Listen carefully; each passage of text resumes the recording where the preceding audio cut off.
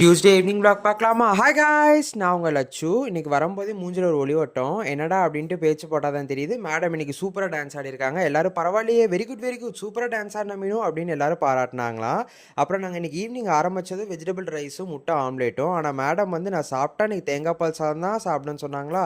அப்புறம் எந்த குருவாயூரப்பா அப்படின்ட்டு நாங்களும் தேங்காய் பால் சாதம் பண்ண ஆரம்பிச்சிட்டோம்.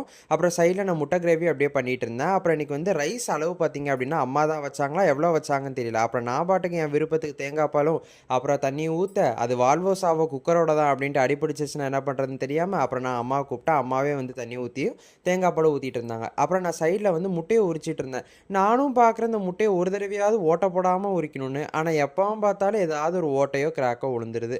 என்ன பண்ணுறது அப்படின்ட்டு மனசை தேத்திட்டு அப்படி நான் குக்கரி கூட்டி வச்சேன். சூப்பராக ரெடி ஆகிட்டு அப்புறம் சைட்லேயே வந்து வெங்காயம் தக்காளி வதக்கிட்டு இருந்தேன்.